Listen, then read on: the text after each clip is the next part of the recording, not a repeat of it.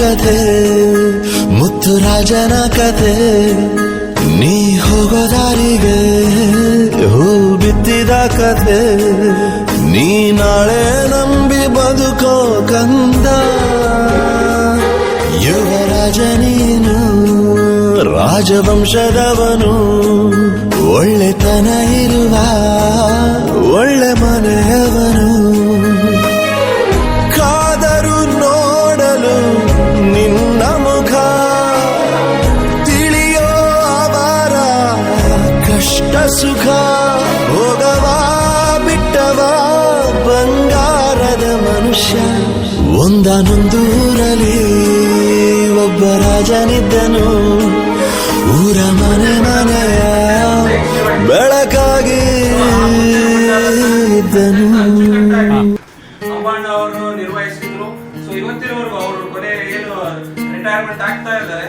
So ಅವರು ಕೊನೆಯವರೆಗೂ ಅದನ್ನ ಅಚ್ಚುಕಟ್ಟಾಗಿ ನಿರ್ವಹಿಸಿ ನಮಗೆ ಇದರಲ್ಲಿ ಒಂದೇ ಹೇಳುತ್ತೈತೆ ಮತ್ತೆ ಹೇಳುತ್ತೈತೆ, ನೀನೇ ರಾಜಕುಮಾರ.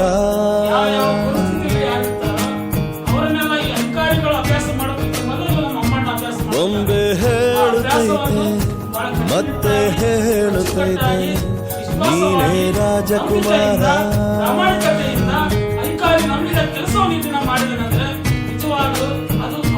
ಹೊಸ ಬೆಳಕೊಂದು ಹಸಿಲಿಗೆ ಬಂದು ಬೆಳಗಿದೆ ಮನೆಯ ಮನಗಳ ಇಂದು.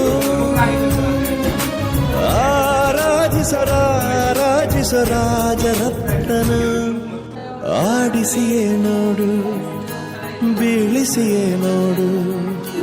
ಎಂದು ಸೋಲದು, ಸೋತು ತಲೆಯ ಬಾಗದು.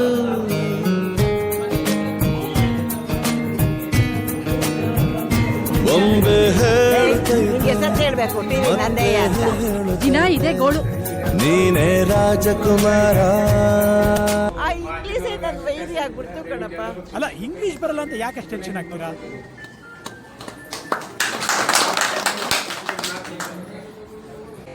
ಅಂಬಣ್ಣನ ಬಗ್ಗೆ ಹೇಳೋದೇನಂದ್ರೆ, ಈ ಆಫೀಸ್ ಅಂದ್ರೆ ಆಫೀಸ್ಗೆ ಬಂದಂದ್ರೆ ನನ್ನ ಮನೆಯನ್ನ ಥರ ಇದನ್ನು ಟ್ರೀಟ್ ಮಾಡ್ತಾ ಇದ್ದಾರೆ.